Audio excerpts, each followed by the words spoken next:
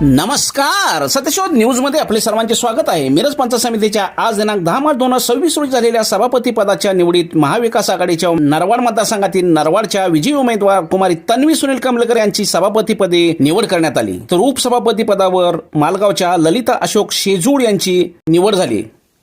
मिरज पंचायत समितीच्या अधिपत्याखाली एकूण 22 गण असून यामध्ये भाजपचे 10, महाविकास आघाडीचे 10 तर शिंदे सेनेचे 2 उमेदवार निवडून आले आहेत। दोन्ही राष्ट्रवादी तसेच राष्ट्रीय काँग्रेस व शिंदे सेना यांनी एकत्रित येऊन भाजपला सत्तेपासून रोखण्यात यश मिळवले आहे। यावेळी बोलताना मिरज पंचायत समितीच्या नूतन सभापती कुमारी तन्वी कमलेकर यांनी आपली प्रतिक्रिया दिली। त्याने जे विश्वास दाखवला ते विश्वासाला सार्थ करण्याचा प्रयत्न नक्कीच असतो।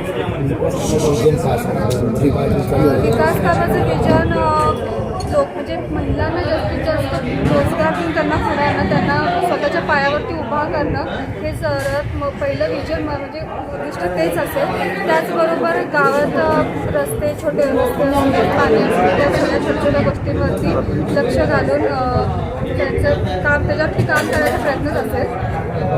शिक्षणाची काही दुरवस्था शिक्षण हो, शिक्षण महत्त्वाचं आहे, त्यामुळं म्हणजे त्याच्यावरती काम नक्कीच केलं जातं। तिथं जाऊन पहिला नेमकी समस्या काय आहेत, काय कोणत्या गोष्टीचं अपूर्ण गोष्टी आहेत त्या गोष्टी जाणून घेऊन तिथं त्या गोष्टीवरती काम करण्याचा प्रयत्न करतो। तुमचं बॅकग्राऊंड काय आहे? आणि कोणताही राजकीय वारसा नाही आहे आमच्या घरातून। मी पहिलीच निवडणुकीत उभारलेली सदस्य आहे। शिक्षण पुढे तसंच चालू आहे? हो, MBA फर्स्ट इयरला आहे आणि शिक्षण इथून पुढे तसंच पुढं चालू आहे।